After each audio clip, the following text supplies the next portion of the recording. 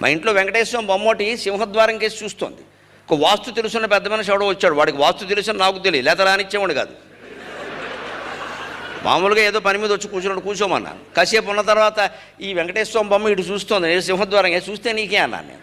అది విగ్రహం అండి, విగ్రహం ఎటు చూడదా, అది చూస్తోంది, ఎవరో ఇచ్చారు అక్కడ పెట్టాం. అలా చూస్తే లక్ష్మీదేవి అలా బయటికి వెళ్ళిపోతున్నారు. అబ్బా అంత మాత్రం చెప్పదు, లక్ష్మీదేవి వెళ్ళిపోతే మనం ఎందుకండి ఇక్కడ, విగ్రహం బయట పెడితే ఆ చూపు చూస్తే వెళ్ళిపోతుందిట. నేను వెంటనే అన్నాను, నేను బాగానే ఉన్నానండి, 2 ఇళ్ళు కట్టుకున్నాను, సుఖంగా ఉన్నాను, నాకు 2 పిల్లలు, 2కి చెరో ఇల్లు ఇచ్చేస్తాను, నేను సుఖంగా బాగానే ఉన్నానండి, ఎదురింటి వాళ్ళు చాలా ఇబ్బంది పడుతున్నారు, నేను వెళ్ళిపోవాలనే పెట్టానన్నా. ఈ మాట మనలో చాలామందికి నచ్చ. అదేమిటండి లక్ష్మీదేవి వెళ్ళిపోవాలమ్మా, మనకు అవసరం లేదు, వెళ్ళిపోమని చెబుతున్నాం ఏమిటట. మనకు అవసరం లేదు, అవసరం లేని డబ్బు వెళ్ళిపోవడమే మంచిది. అవసరం లేని జబ్బు వెళ్ళిపోయినట్టే అవసరం లేని డబ్బు కూడా